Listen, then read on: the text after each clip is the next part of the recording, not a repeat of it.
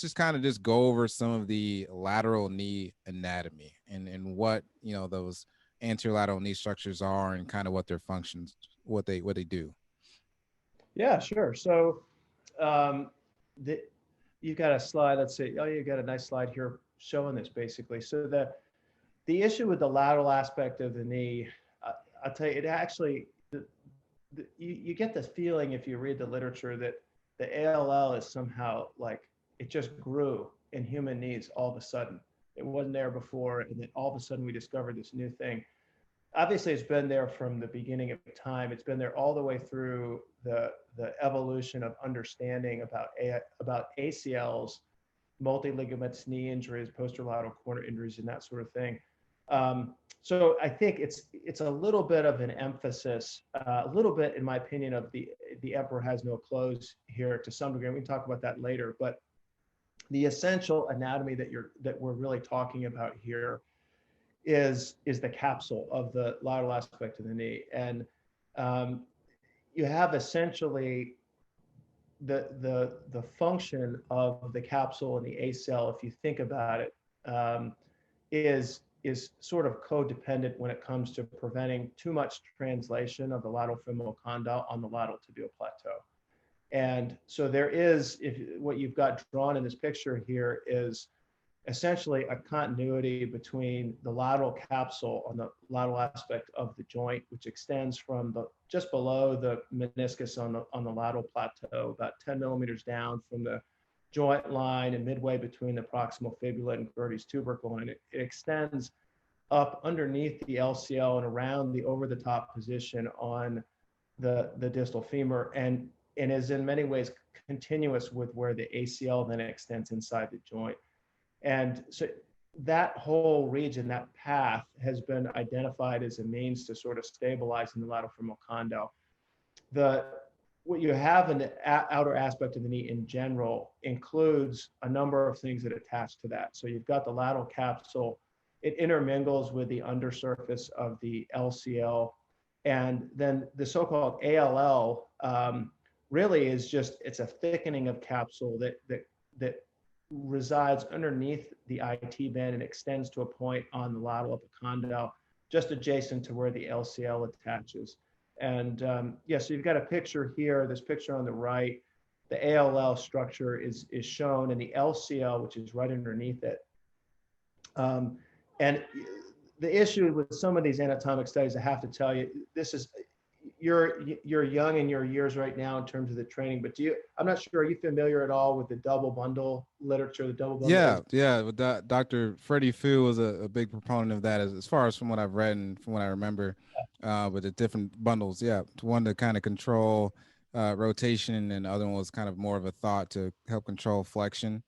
Yes, exactly. So to deal with that, and I'm not trying to knock on the double bundle concept, because I think that really taught us a lot about ACLs and how we should be doing ACL reconstructions. But one of the things that I loved that came up in the debate about double bundle ACLs was an anatomical dissection. There were a bunch of videos that sort of circulated at the Academy and at AOSSM that showed a cadaveric specimen with an ACL, and then a surgeon was kind of dissecting the ACL to show the two bundles. And you really get the feel, again, not to knock the double bundle idea, but that with enough dissection, you're going to create two bundles there. You kind of divide the ACL enough and you have two bundles, Right. particularly divide it with a scalpel.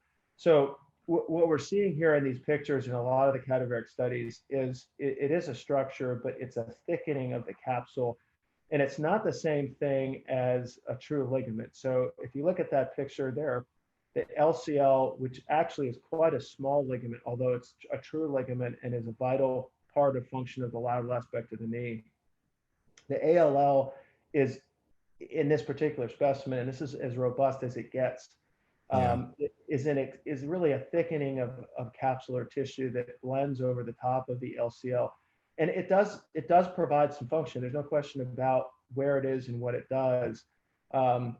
But we can talk about this in great detail later if you want, but it, in my opinion, is a little bit controversial as to how important it is when you really look at the clinical data. But just talking about anatomy first, that's the issue, is a thickening of the capsule just over top of the LCL and extending to the tibia.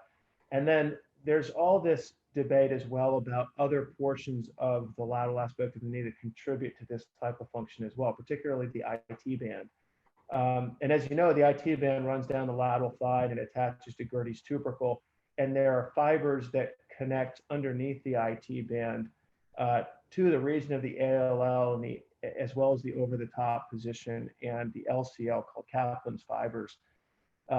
And that it's a complex of those things, the ALL, the IT band, and Kaplan's fibers, that have been theorized to provide this extra stability to the outer aspect of the knee.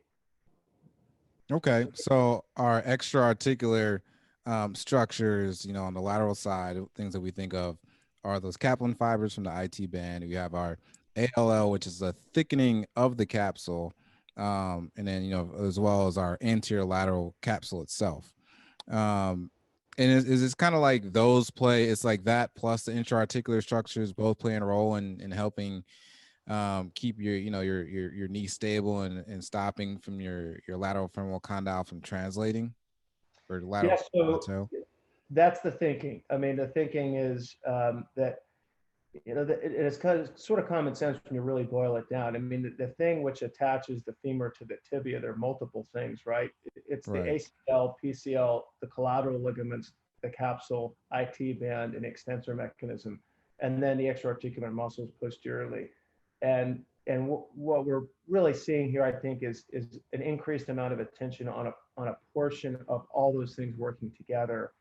That when it comes to essentially allowing a pivot shift to happen, where the tibia is subluxed anteriorly because of deficiency in the ACL, a portion of what allows that subluxation to happen is laxity in that anterolateral ligament complex.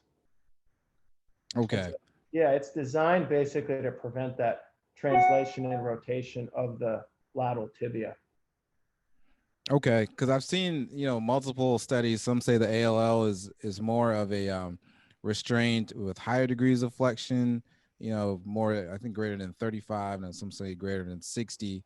That, I guess, that thickening, like some of the cadaveric studies, they dissect all down, and then they put a stress on and look to see what's tight on the lateral side, and then they call that the ALL. I guess in your experience, is there any, you just kind of say these structures coalesce and they have this type of a function, or can you say like the ALL does this, or what do you, I guess from your experience, what function per se? So the issue is that the biomechanical studies are controversial because it's difficult to truly say that. The issue with the ALL is it can be found to have a level of function in lots of different knee positions with lots of different circumstances. So it's hard to say. I think if you took all the data together and summarized it, the concept is that generally what's clinically relevant is the knee at around 30 degrees of flexion, preventing an anterolateral rotatory relationship between the lateral femoral condyle and the lateral tibial plateau. But you're right that sometimes those structures in the cutting studies that have been done really don't come into play except in higher degrees of flexion. So what that tells me, and what I think if you read between the lines for a lot of these cadaveric studies and a lot of the biomechanical studies, is it's probably, if there's not one consensus agreement about what it does, it probably is not as well understood as we think it is. And while it may play a role and it makes sense to play a role, it's probably not as vital as the ACL itself or the LCL or the popliteus tendon or the capsule in general posterolaterally. So this is one of the things you're seeing already, I think, in this part of the data set that's out there, is this concept is, it may not be as clear as some of the literature suggests it is.